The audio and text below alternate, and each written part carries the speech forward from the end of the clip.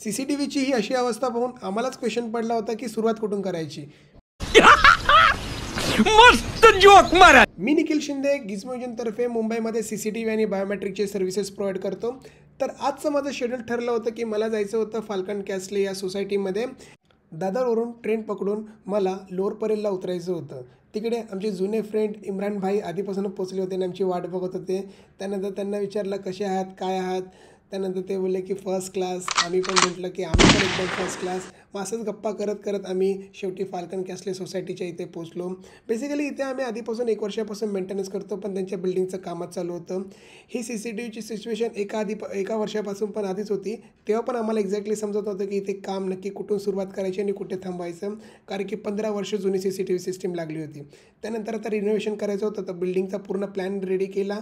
कुठे कुठे नवीन कॅमेराज लावायचे आहेत, कुठे रिनोव्हेशन करायचे आहेत, काय सिच्युएशन आहे, किती पाईप तुटलेत, जुनेवाले त्यांच्याकडे कन्व्हर्टर कोणते आहेत, ह्याचा सगळ्याचा स्टडी केला. आणि जे पण रिनोव्हेशनमध्ये त्यांच्या कॅमेरेज काढून ठेवले होते ते सगळे काढायला सांगितले आमिरला आणि चेक केले की काय स्टेटस आहे, कुठले कॅमेरा वापरता येईल. इम्रान भाईला विचारलं, इम्रान भाई हा कॅमेरा लावू शकतो का. इम्रान भाई बोलेल चला तो चलाएंगे नाही तो रख देंगे. त्यानंतर आमचं इंटरनल डिस्कशन झालं की काय करायचं, कसं करायचं, फुल प्लॅनिंग सगळं झाल्यानंतर खूप भूक लागली होती. त्यानंतर आम्ही म्हटलं की थोडीशी पोटपूजा करून घेऊयात.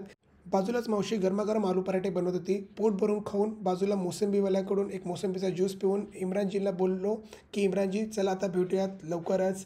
अशा प्रकारे आजचा खूप सुंदर दिवस गेला. व्हिडिओ आवडली असेल तर व्हिडिओला लाईक करा आणि चॅनलला फॉलो करा. भेटूयात पुढच्या व्हिडिओमध्ये.